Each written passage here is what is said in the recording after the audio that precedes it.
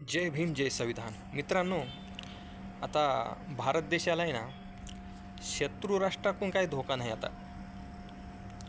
आता धोका आहे आपल्या देशातल्या गद्दाराकडून,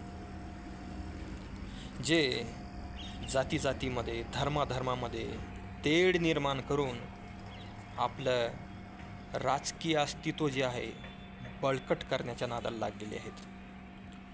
देशाला पूर्ण खोकला करत आहेत, कमजोर करत आहेत.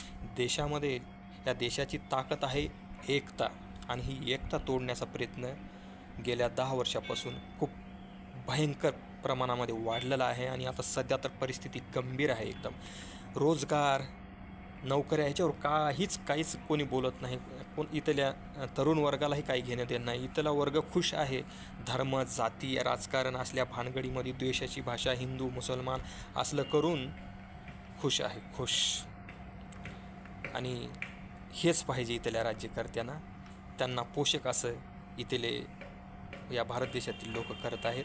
आणि मित्रांनो, तुम्ही जर आता हे असंच जर करत राहाल तर येणाऱ्या काळामध्ये या भारताचे तुकडे होतील.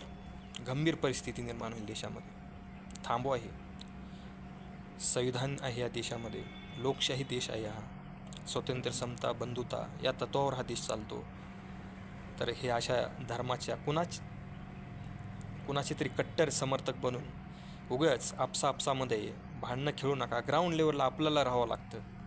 ते तिकडून टी व्हीवर बोलतात, पत्रकार परिषदेत काहीतरी भडकाऊ बोलतात, पण त्यांना त्या गोष्टीची म्हणजे त्यांच्या वैयक्तिक जीवनात काहीच घेणं देणं नसतं ते जे बोलतात. कारण वैयक्तिक त्यांचं जीवन जर तुम्ही चांगलं हाताळून बघितलं नाही ह्या नेते लोकांचं, तर हे रोज